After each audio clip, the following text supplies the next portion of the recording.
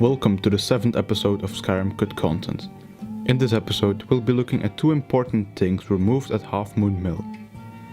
Half Moon Mill is a lovely and quiet location in Falkreath Hall. Once we arrive there, we'll find a young lady working. Upon speaking to her, you may notice both the missing things we'll be looking at today. First off, she uses a lot of we in her dialogue, even though she's always alone. Well, that's not entirely true. She actually operates the mill together with her husband, Hearn, but he only gets enabled during his related Dark Brotherhood contract quest, meaning that players who never joined the Dark Brotherhood or never completed the required side quests likely don't know of his existence.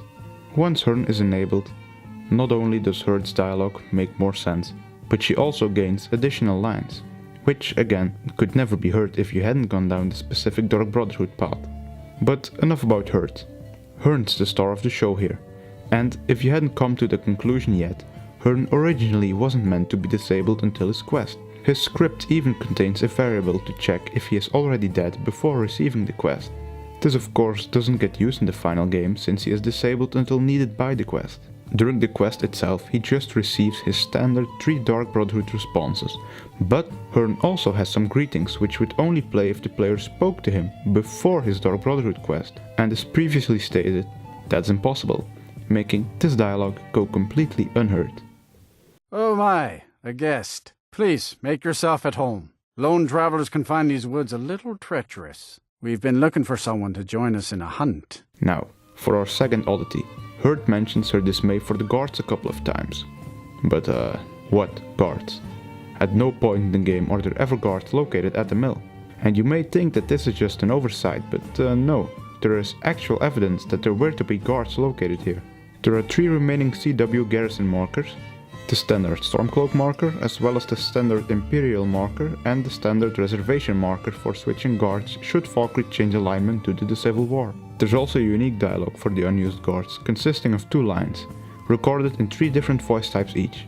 Now, the odd thing is that these lines are faction specific, despite just being random comments on the inhabitants of the mill.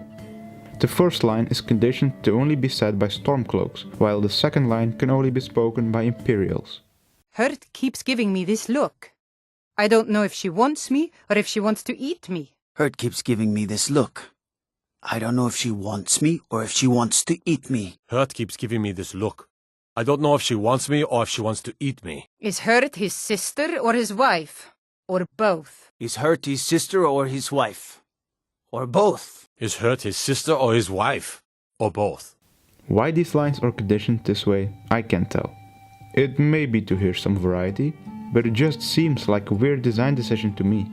The second line is also interesting, as it only makes sense if Hearn is around. Some more evidence for you that he wasn't always intended to just be a quest-related NPC. And finally, for our cut content bug of the day, I have to point out that both lines are recorded in the female Nord voice type. While it makes sense for the first Stormcloak-related line, it doesn't for the second line, as there are no females among the ranks of the Imperials. And that's about all that can be said about Half Moon Mill. I hope that I've just educated someone somewhere about Skyrim's cut content, and then I'm happy. I would love to hear everyone's thoughts and or suggestions in the comments below, and until next episode, we have enough content to keep us going for a long while.